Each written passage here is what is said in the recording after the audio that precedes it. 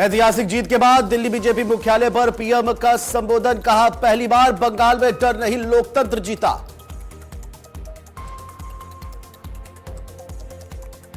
कोलकाता में ऐतिहासिक हार के बाद ममता बनर्जी का बीजेपी पर बड़ा आरोप। कहा, बीजेपी ने 100 से ज्यादा सीटों को लूटा।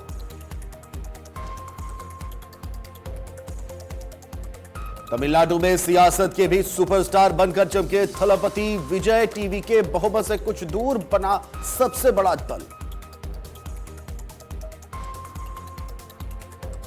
और असम में फिर से बीजेपी की वापसी। रुझानों में स्पष्ट बहुमत से कई आगे निकली। पुडुचेरी में भी बीजेपी गठबंधन की वापसी। केरल में कांग्रेस को रुझानों में मिली बढ़त। संयुक्त लोकतांत्रिक मोर्चा यूडीएफ 99 सीटों पर आगे। लेफ्ट को लगा करारा झटका।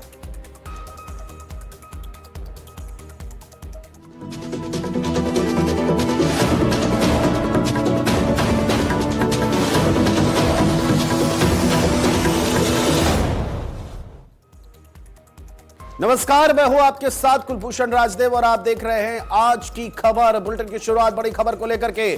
भवानीपुर सीट से शुभेंदु अधिकारी ने आखिरकार जीत दर्ज कर ली है। तो 6226 वोटों के अंतर से जीत जो है ये दर्ज की गई है। बड़ी खबर, नंदीग्राम के बाद भवानीपुर से भी शुभेंदु अधिकारी ने जीत दर्ज की है। हॉट, सुपर हॉट सीट थी ये। ममता बनर्जी को शिकस्त आखिरकार भवानीपुर सीट से शुभेंदु अधिकारी ने दे दी है। 6226 वोटों के अंतर से यह जीत दर्ज की है। हालांकि बाबली अंतर है, लेकिन आखिरकार सीट भवानीपुर से शुभेंदु अधिकारी जीत गए। नंदीग्राम से भी जीते हैं। आपको बता दें, नंदीग्राम से भी 10,200 वोटों से जीते। वही भवानीपुर सीट से शुभेंदु अधिकारी ने जीत दर्ज कर ली है। आपको बता दें, इसी सीट पे एक सेंटर पे कुछ देर के लिए काउंटिंग रुकी थी। टीएमसी और बीजेपी के बीच बवाल हो चुका था और इसके बाद काउंटिंग शुरू हुई। और अब भवानीपुर सीट से बड़ी अपडेट आपको बता रहे हैं। पश्चिम बंगाल के मतगणना से जुड़ी बड़ी खबर, चुनावी रुझान से जुड़ी बड़ी खबर। भवानीपुर सीट से शुभेंदु अधिकारी ने आखिरकार फिर से जीत दर्ज की है। आपको बता दें कि हॉट सीट थी। पश्चिम बंगाल की मुख्यमंत्री ममता बनर्जी यहां से लड़ रही थी और उनके खिलाफ बीजेपी से शुभेंदु अधिकारी ने पर्चा दाखिल किया था और 500 के अंतर से आगे चल रहे थे और आखिरकार 6226 सीटों से जीत दर्ज की है। इससे पहले नंदीग्राम में भी शुभेंदु अधिकारी ने जीत 10,000 से भी ज्यादा वोटों से जीत जो है वो दर्ज की है। बड़ी खबर है ये भवानीपुर हॉट सीट, ममता बनर्जी की सीट, जहां से शुभेंदु अधिकारी ने आखिरकार ममता बनर्जी को शिकस्त दे दी है। 6226 वोटों से बड़ी शिकस्त जो है वो दी है। तो बड़ी खबर, 6000 से भी ज्यादा वोटों से जीत आखिरकार भवानीपुर सीट से शुभेंदु अधिकारी ने कर ली है। भारतीय जनता पार्टी के लिए एक और बड़ी खबर, पश्चिम बंगाल के मतगणना से जुड़ी इस वक्त की आपको बता रहे हैं। हॉट सीट भवानीपुर सीट, मुख्यमंत्री ममता बनर्जी की सीट, जहां से वो अब हार चुकी हैं। 6226 वोटों से हराया है शुभेंदु अधिकारी ने। बढ़ते हैं अगली खबर की तरफ। पश्चिम बंगाल की सियासत में इस बार जो हुआ वह सिर्फ एक चुनावी जीत नहीं, बल्कि सुनियोजित और बेहद बारीकी से तैयार किए गए अभियान का परिणाम है। लंबे समय तक कठिन मानी जाने वाली जमीन पर भारतीय जनता पार्टी ने जिस तरह बहुमत की राह बनाई, उसके पीछे केवल बड़ी रैलियां नहीं, बल्कि गली गली, बूथ बूथ और घर घर तक पहुंची रणनीति काम कर रही है। जहां हर कदम योजनाबद्ध था, हर गतिविधि का सीधा लक्ष्य मतदाता तक पहुंचना था। श्यामा प्रसाद की धरती पर कैसे खिला कमल, देखिए इस पर यह हमारी खास रिपोर्ट। श्यामा प्रसाद मुखर्जी का सपना हुआ पूरा। जनसंघ से बीजेपी तक सपने की जीत, विचार से विजय तक मुखर्जी की विरासत, संकल्प से सिद्धि, बंगाल में बीजेपी की जीत, बंगाल में बदलाव की ऐतिहासिक कहानी।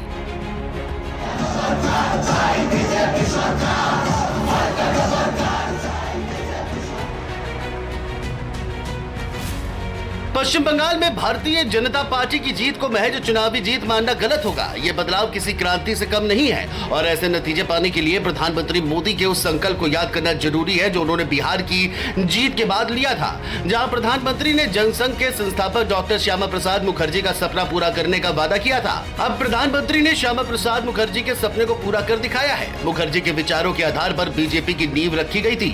ऐसे में श्यामा प्रसाद मुखर्जी बीजेपी के पितामह रहे हैं, जिनका सपना अब साकार होने जा रहा है।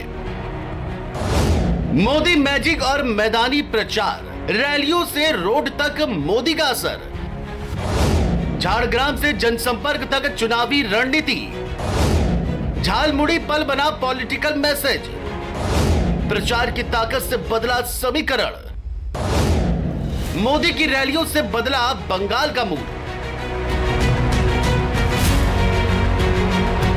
भाई हमें अपना झालमुड़ी खिलाओ। हाँ। बीजेपी की बम्पर जीत में प्रधानमंत्री नरेंद्र मोदी के धुआंधार चुनाव प्रचार का भी हाथ रहा है। चुनावी रैलियों के दौरान उन्होंने भ्रष्टाचार को लेकर तृणमूल पर हमला किया और विकास पर जोर दिया। वहीं झाड़ग्राम के चुनावी दौरे के दौरान पीएम मोदी ने अपना काफिला रोककर एक रेहड़ी वाले से झालमुड़ी खरीदी और खाई। इस पल को आम लोगों से जुड़ाव महसूस कराने वाले भाव के तौर पर बड़े पैमाने पर साझा किया गया। आरजी कर से भर्ती घोटाले तक सरकार पर सवाल, स्कैंडल से स्कीम तक विपक्ष का हमला, सत्ता के खिलाफ बड़ा असंतोष, घोटाले और जन आक्रोश का असर। अपनी सत्ता बरकरार रखने के लिए टीएमसी चीफ ममता बनर्जी ने कई तरह के आरोप लगाए, लेकिन उन्हें सफलता नहीं मिली। फिर वह चाहे एसआईआर का मुद्दा हो या आरजी कर गैंग रेप मामला, सभी मामलों को लेकर वह घिरती नजर आई। 2024 का आरजी कर रेप और मर्डर के मामले ने महिलाओं की सुरक्षा पर सवाल खड़े किए और इसके विरोध में पूरे राज्य में बड़े पैमाने पर प्रदर्शन हुए। साथ ही पश्चिम बंगाल एसएससी भर्ती के मामले को लेकर भी हजारों लोग सड़कों पर उतर आए थे।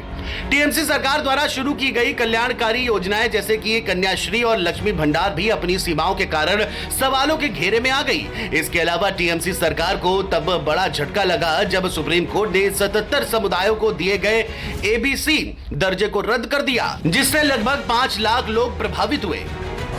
बंगाल की सियासत में प्रवासी फैक्टर का असर, माइग्रेंट मुद्दा बना गेम चेंजर, एसआईआर मुद्दे ने बदला सियासी माहौल, प्रवासी मजदूर बना बड़ा चुनावी मुद्दा, घुसपैठ बना वोट बैंक, बीजेपी ने बनाया मुद्दा। जहां एक तरफ बीजेपी ने राज्य से अवैध घुसपैठियों को बाहर निकालने के लिए एसआईआर के मुद्दे पर अपना अभियान चलाया, वहीं ममता बनर्जी ने तुरंत ही मतदाताओं के मताधिकार छीनने के मुद्दे को उठाया। उन्होंने इस मुद्दे को बीजेपी शासित राज्यों में बंगाली बोलने वाले प्रवासी मजदूरों पर हो रहे हमलों और उन्हें बांग्लादेश तक खदेड़े जाने की घटनाओं से जोड़ दिया, जिसके बाद चुनावी अभियान का स्वरूप 15 साल की सत्ता विरोधी लहर और टीएमसी की नाकामियों में तब्दील हो गया। नागरिकता मुद्दे ने बदला सियासी समीकरण, बंगाल चुनाव में निर्णायक रहा मतुआ फैक्टर, ममता बनर्जी बनाम सीएए असर, स्थानीय बनाम राष्ट्रीय एजेंडा की टक्कर। उत्तर 24 परगना और आसपास के इलाकों में मतुआ समुदाय का वोट बैंक अहम है। नागरिक संशोधन कानून को लेकर इस समुदाय में लंबे समय से उम्मीदें रही हैं। पारंपरिक रूप से ये समुदाय बीजेपी का वोट बैंक माना जाता रहा है। इस बार भी बीजेपी ने इसे अपने पक्ष में भुनाने की कोशिश की है, जबकि टीएमसी ने स्थानीय मुद्दों और भरोसे के जरिए यहाँ संतुलन साधने की रणनीति अपनाई। बंगाल में महिलाओं ने बदला खेल, महिला वोट बना मास्टर स्ट्रोक, बीजेपी की जीत। वोटिंग पैटर्न ने पलटा गेम, ममता हारी। वोटिंग में रिकॉर्ड भागीदारी, भाजपा पड़ी भारी। पश्चिम बंगाल में संपन्न चुनावों में अब तक की सबसे ज्यादा वोटिंग दर्ज की गई है। इसमें महिला मतदाताओं ने बढ़ चढ़कर हिस्सा लिया। महिलाओं का मतदान 93.24% रहा, जबकि पुरुषों का मतदान 91.74% रहा। बीजेपी ने महिलाओं के लिए हर महीने 3000 रुपए देने की घोषणा की है, जिससे महिलाओं की बड़ी संख्या में भाजपा को वोट दिया। मुस्लिम वोट बैंक का बना नया समीकरण, मुस्लिम वोट में बिखराव, टीएमसी को नुकसान, एआईएमआईएम एंट्री से बदला गणित, भाजपा को मिला फायदा। बंगाल चुनावों में 27% मुस्लिम आबादी ने हमेशा एक निर्णायक भूमिका निभाई है और ममता बनर्जी के पीछे एकजुट होकर खड़ी रही है। इस बार असदुद्दीन ओवैसी की पार्टी ने भी बड़े इरादों के चुनावों में कदम रखा। वहीं हुमायूं कबीर के आने से मुस्लिम वोटों का बिखराव हुआ, जिसका सीधा फायदा भाजपा को हुआ और ममता बनर्जी के जनाधार पर बड़ा असर पड़ा।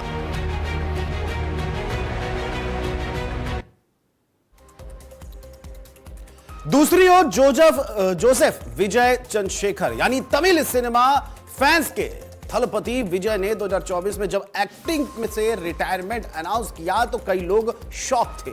लेकिन तमिलनाडु चुनाव के नतीजे और विजय की परफॉर्मेंस ने प्रदेश की राजनीति को बदल दिया। तमिलनाडु ने राजनीति में एक्ट्रेस के पर्सनालिटी कल्ट के सबसे बड़े उदाहरण देखे हैं। एमजीआर और जयललिता जैसे दो सुपर पॉपुलर एक्टर वहां मुख्यमंत्री रह चुके हैं, पर उस दौर को एक लंबा वक्त भी हो चुका है। करीब 35 साल बाद किसी एक्टर ने उस दमदार पॉलिटिकल दखल की उम्मीद की जा रही है जो तमिल सिनेमा के कमल हासन और रजनीकांत जैसे आइकन नहीं कर पाए। 2 साल पहले जीरो से स्टार्ट करने वाले विजय ने वो करिश्मा कर दिखाया जिसकी किसी को उम्मीद नहीं थी। आइए हम बताते हैं कि किन अभिनेताओं ने राजनीति में कदम रखा और क्या हासिल किया। देखिए ये खास रिपोर्ट।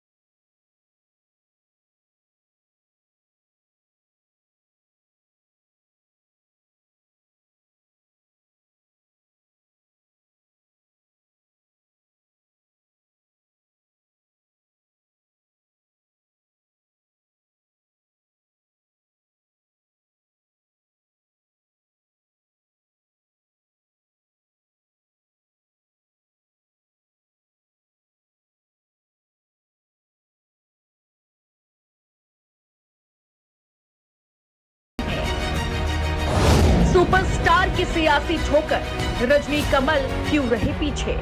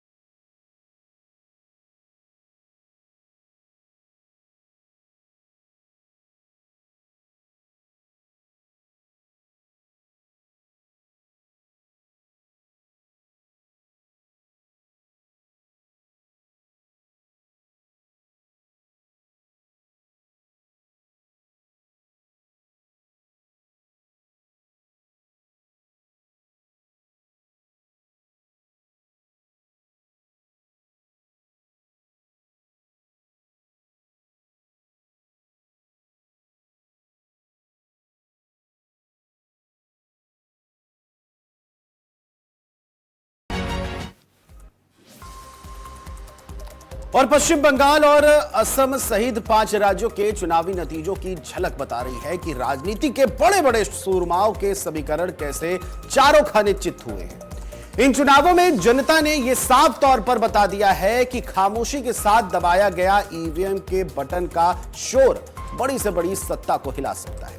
आइए आपको 3 राज्यों केरलम, असम और पुडुचेरी के बारे में बताते हैं कि किस राज्य में किसके सर सत्ता का ताज सजेगा। चुनावी नतीजों का महासंग्राम, असल में बीजेपी के ऐतिहासिक हैट्रिक। पुडुचेरी में एनडीए गठबंधन को मिला बहुमत। केरलम में वाम मुक्त सरकार, कांग्रेस को मिली सत्ता की ऑक्सीजन।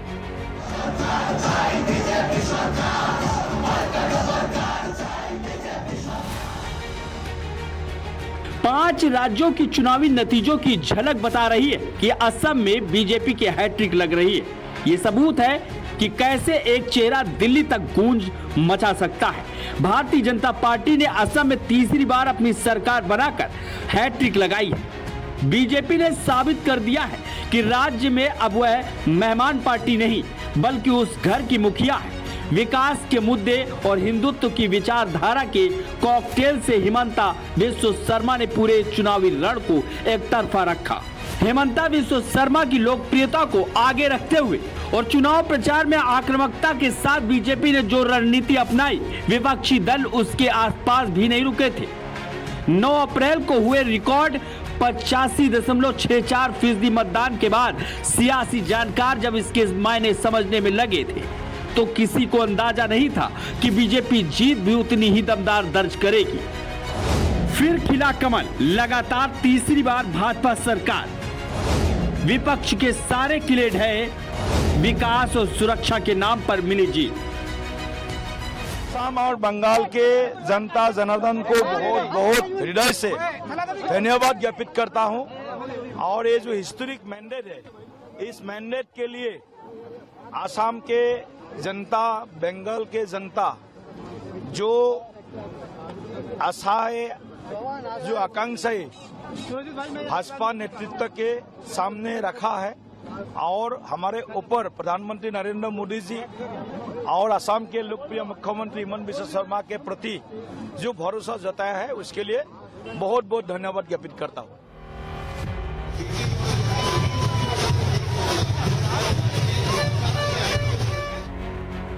वहीं केरल में सत्ता विरोधी लहर ने वामपंथ के गढ़ को हिला दिया है। वामपंथी विचारधारा के तौर पर केरल लेफ्ट का आखिरी और मजबूत गढ़ था, लेकिन इस बार के चुनाव में यह किला पूरी तरह टूट गया। बदलाव की बयार बही और कांग्रेस के नेतृत्व वाले यूडीएफ ने राज्य की सत्ता में दस्तक दे दी।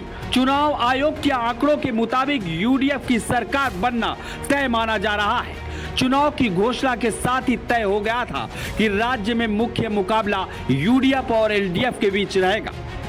एलडीएफ का चेहरा पूरी तरह से मुख्यमंत्री पिनाराई विजयन थे।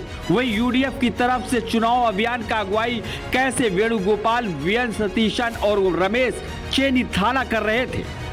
चुनाव नतीजों ने दिखा दिया कि विचारधारा भले ही कितनी भी मजबूत क्यों ना हो, सत्ता विरोधी लहर बड़े से बड़े किले को ढहा देती है। हाथ के साथ जनता, कांग्रेस गठबंधन ने बनाई सरकार। सत्ता विरोधी लहर में एलडीएफ, राष्ट्रीय राजनीति में कांग्रेस का बड़ा कद। वही दक्षिण भारत की बात करें तो पुडुचेरी में भी भाजपा प्लस यानी एनडीए ने पूर्ण बहुमत हासिल कर लिया है। यहाँ के नतीजों ने साफ कर दिया है कि केंद्र शासित प्रदेश में जनता बदलाव चाहती थी। बीजेपी और उसके सहयोगियों की इस जीत को दक्षिण भारत में पार्टी के बढ़ते कदमों के रूप में देखा जा रहा है। पुडुचेरी में एनडीए की सरकार बन रही है और रंगास्वामी चौथी बार मुख्यमंत्री बन रहे हैं। भगवा रंग में रंगा पुडुचेरी, बीजेपी प्लस गठबंधन ने हासिल किया जादुई आंकड़ा। गठबंधन की रणनीति रही पूरी तरह सफल। पुडुचेरी में अब एनडीए की सरकार। असम में जहां विकास की लहर चली, वहीं पुडुचेरी में गठबंधन का गणित सटीक रहा। दूसरी ओर केरल में सत्ता विरोधी लहर का फायदा सीधे तौर पर कांग्रेस को मिला। इन नतीजों ने आगामी राष्ट्रीय राजनीति की दिशा भी तय कर दी है। ब्यूरो रिपोर्ट, आज की खबर।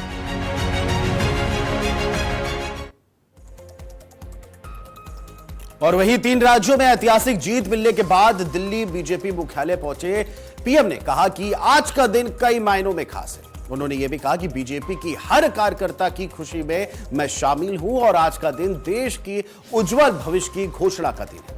उन्होंने कहा कि भारत के महान लोकतंत्र पर भरोसे का आज दिन है और बंगाल यानी पश्चिम बंगाल की जनता का नमन करता हूं। उन्होंने कहा कि आज भारत का संविधान भी जीता है।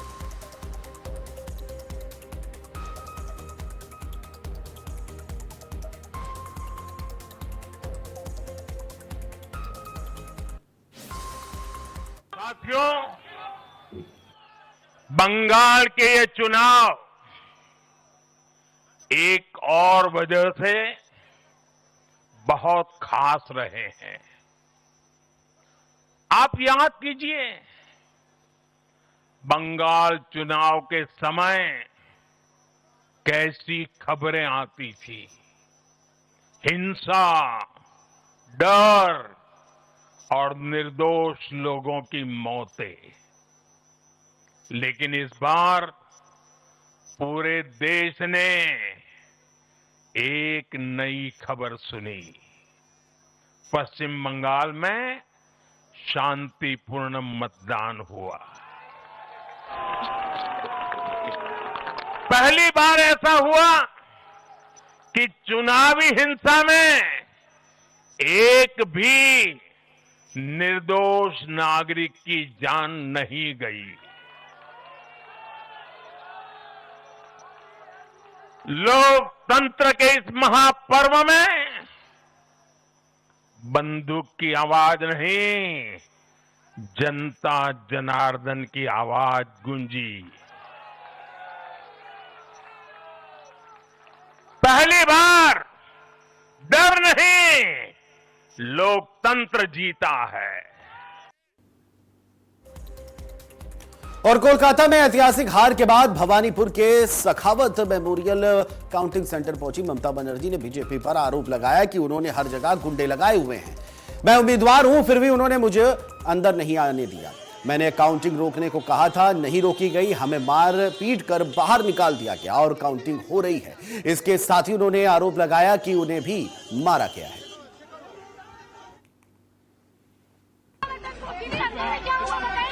मेरे को पिटाया, मेरे को लात मारा, सीसीटीवी ऑफ कर दिया। हमारा एक एजेंट को घुसने नहीं दिया, हमको भी। हम 5 मिनट के लिए घुसा था। मैंने रिक्वेस्ट किया था कि हमारा एजेंट को घुसने दीजिए। DO assured me they will be allowed. After that he is not available. Nobody is available. But I complained everywhere.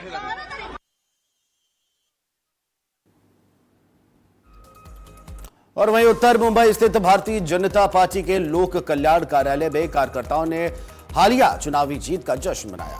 BJP को पश्चिम बंगाल, असम और पुडुचेरी में मिली सफलता से कार्यकर्ताओं में उत्साह देखा गया। पश्चिम बंगाल में पहली बार सरकार बनने की उम्मीद जताई जा रही है। वहीं जबकि असम में लगातार तीसरी बार और पुडुचेरी में भी बहुमत मिलने से पार्टी समर्थकों में खासा खुशी की लहर दिखाई दी।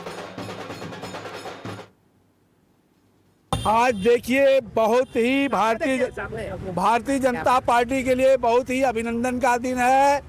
विगत 15 वर्षों से पश्चिम बंगाल में ममता दीदी का जो कुशासन चल रहा था, उसको आज भारतीय जनता पार्टी का नेतृत्व हमारे देश के आदरणीय प्रधानमंत्री श्री नरेंद्र मोदी जी और गृह मंत्री अमित शाह जी के द्वारा इस अन्याय का, इस कुशासन का आज 4 मई को अंत हुआ है।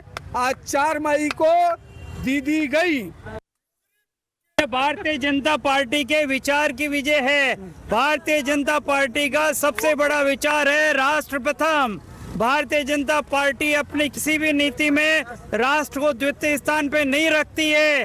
तुष्टीकरण की नीति को भारतीय जनता पार्टी के राष्ट्र प्रथम के नारे ने अच्छी तरह से हराया है और पूरे देश में तुष्टीकरण को भारतीय जनता पार्टी लगातार हराती जा रही है। आप देख रहे हैं हमारे पीछे भारतीय जनता पार्टी के कार्यालय पर किस तरह से 3 राज्यों में जीत का जश्न मनाया जा रहा है। पटाखे बजाए जा रहे हैं, ढोल ताशे बजाए जा रहे हैं, एक दूसरे को मिठाई खिला करके यहाँ पर जीत की विजय यहाँ पे मनाई जा रही है। जो जिस तरह से भारतीय जनता पार्टी ने पश्चिम बंगाल में ऐतिहासिक विजय दर्ज की है, आसाम में वहाँ पे दूसरी बार उनकी सरकार बन रही है और पांडुचेरी में भी भारतीय जनता पार्टी की सरकार बननी जा रही है। कार्यकर्ता एक दूसरे को मिठाइयाँ खिला रहे हैं, जीत का जश्न मना रहे हैं, क्योंकि यह विजय उनके लिए ऐतिहासिक बताई जा रही है। जटाशंकर सिंह, आज की खबर के लिए, मुंबई से। और 5 राज्यों में हुए विधानसभा चुनाव में भाजपा ने क्लीन स्वीप करते हुए पश्चिम बंगाल और असम में जीत हासिल की, तो वहीं पुडुचेरी में अपनी सहयोगी पार्टियों के साथ जीत हासिल की। बंगाल और असम में मिली एक तरफा जीत का जश्न मुंबई के भाजपा मुख्यालय में देखने को मिला। भाजपा की महिला कार्यकर्ता बंगाली परिधान पहनकर जीत का जश्न मनाने आई थी और इसके साथ ही बंगाली वाद्य यंत्र की धुन पर कार्यकर्ता जमकर नाचते थिरकते नजर आए।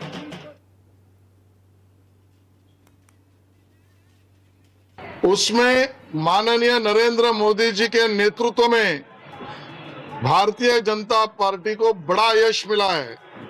यह अभूतपूर्व यश है। हम देख रहे पश्चिम बंगाल में तृणमूल कांग्रेस का तंबू जनता ने उखाड़ कर फेंक दिया है। ममता दीदी का कुराज्य, नागरिकों पर अन्याय और लांगुल चालन की नीति, इसको जनता ने नकार दिया। माननीय नरेंद्र मोदी जी के नेतृत्व में अभूतपूर्व यश यह पश्चिम बंगाल में मिला है। स्पष्ट दिखाई दे रहा है असम में फिर एक बार भारतीय जनता पार्टी की सरकार बड़ा मैंडेट लेकर माननीय नरेंद्र मोदी जी के नेतृत्व पर विश्वास दर्शक इस प्रकार का निर्णय आ रहा है। हमारे मुख्यमंत्री हेमंत इन्होंने किया हुआ कार्य ये भी स्पष्ट रूप से दिखाई दे रहा है। और खबरों में फिलहाल अभी के लिए इतना ही। देखते रहिए आज की खबर।